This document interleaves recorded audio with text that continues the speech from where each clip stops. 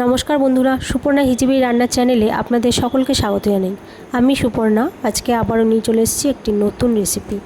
আজকে আমি করে দেখাবো পাবদা মাছের সর্ষে পোস্ত ঝাল।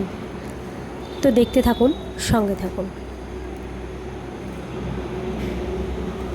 পাবদা মাছের সর্ষে পোস্ত ঝাল রেসিপিটি বানানোর জন্য আমি এখানে প্রথমে পাবদা মাছগুলোকে ভালো করে ধুয়ে এর মধ্যে নুন, হলুদ ও কাঁচা তেল দিয়ে পাবদা মাছগুলিকে মেখে কিছুক্ষণের জন্য রেখে দেব।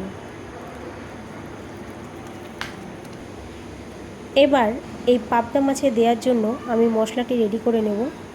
মশলা হিসেবে আমি এখানে রেডি করে নিয়েছি সর্ষে পোস্ত বাটা, কাঁচা লঙ্কা চেরা, হলুদ গুঁড়ো, লঙ্কা বাটা। এদিকে গ্যাসে কড়াই চাপিয়ে এর মধ্যে আমি তেল দিয়ে তেলটার মধ্যে গরম হয়ে এলে এর মধ্যে একটু নুন দিয়ে দেবো। নুনটা দিয়ে নেড়ে নেবো, এতে কী হবে পাবদা মাছগুলি লেগে যাবে না। এবার এই নুন, হলুদ, কাঁচা তেল মাখিয়ে রাখা মাছগুলি এক এক করে দিয়ে আমি উল্টে পাল্টে ভেজে নেব। তো মাছগুলি আমার ভাজা হয়ে গেছে।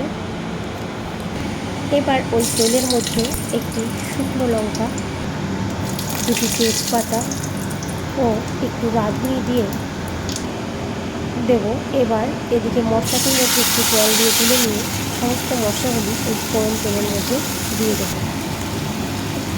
মশলা রাখা বাটিটির মধ্যে ধুয়ে একটু জল দিয়ে দেবো। এবার এটিকে ভালো করে নেড়ে দেবো। এর মধ্যে আমি পরিমাণ অনুযায়ী নুন দিয়ে দেবো। এবার যতক্ষণ না তেল থেকে মশলাটি ছেড়ে আসে ততক্ষণ এটিকে কষাতে থাকবো। একটু কষে এলে এর মধ্যে পরিমাণ অনুযায়ী জল দিয়ে ঢাকা দিয়ে দেবো। এটি ফোটার জন্য অপেক্ষা করব। ঝোলটি ফুটে এলে এর মধ্যে ওই ভেজে রাখা পাবদা মাছগুলিকে এক এক করে দিয়ে দেবো। ওপর দিয়ে কাঁচা লঙ্কা ছড়িয়ে, সামান্য কাঁচা তেল ছড়িয়ে এটি ঢাকা দিয়ে ফোটার জন্য অপেক্ষা করব। তো বেশিক্ষণ রাখবো না, তাহলে মাছগুলি ভেঙে যাওয়ার সম্ভাবনা থাকবে। ঝোলটি ফুটে এলে এবার নামিয়ে নেব। দেখুন, পাবদা মাছের সর্ষে পোস্ত ঝাল রেসিপিটি আমার একদম তৈরি। তো বাড়িতে আপনারা আমার মতো করে একবার হলেও এইভাবে ট্রাই করে দেখতে পারেন।